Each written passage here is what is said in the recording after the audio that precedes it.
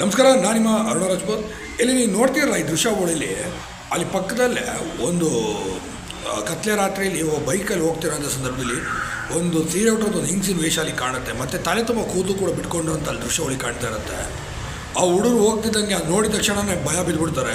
ಹಾಗೆ ಹಾರನ್ ಕೂಡ ಹೊಡೆದು ನೋಡ್ತಾರೆ, ಆದರೂ ಕೂಡ ಆಕೆ ಏನು ರಿಯಾಕ್ಟ್ ಮಾಡೋದಿಲ್ಲ. ಮತ್ತು ಮುಂದಕ್ಕೆ ಹೋಗಿ ಕೂಡ ಹಿಂದೆ ಒಂದು ತಿರುಗಿ ನೋಡ್ತಾರೆ.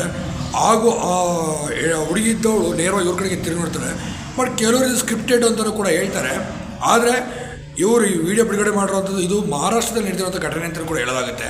ಆದರೆ ಇವರೇ ವಿಡಿಯೋ ಬಿಡುಗಡೆ ಮಾಡಿ ಅವ್ರದ್ದೇ ಅಂತ ಇನ್ಸ್ಟಾಗ್ರಾಮ್ ಖಾತೆಯಲ್ಲಿ ಹೇಳ್ಕೊಂಡಿದ್ದಾರೆ. ನಾವು ಕಂಡಿದ್ದಂಥ ಇದು ನಿಜಕ್ಕೂ ಕೂಡ ಭಯಾನಕ ದೃಶ್ಯನೇ. ಅದು ಮನುಷ್ಯರ ದೆವ್ವ ಅಂತ ನಾವು ನಿರ್ಣಯಕ್ಕೆ ಬರಲಿಲ್ಲ. ಆದರೆ ನಾವು ಹಿಂತಿರುಗಿ ನೋಡಿದಾಗ ಅವ್ರು ತಿರುಗಿ ನೋಡಿದ್ದು ಕೂಡ ನಿಜಾನೇ.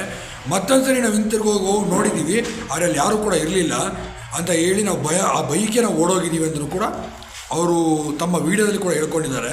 ಆದರೆ ಆ ಬೈಕ್ನಲ್ಲಿ ಅವ್ರು ಹೋಗಬೇಕಾದ್ರೆ ಅಲ್ಲಿ ಕಂಡಂಥ ಅಲ್ಲಿ ನೇರವಾಗಿ ನಿಂತಿರುವಂಥ ಆ ಹೆಂಗಸಿನ ದೃಶ್ಯ ಅದು ತುಂಬಾ ಭಯಾನಕವಾಗಿದೆ.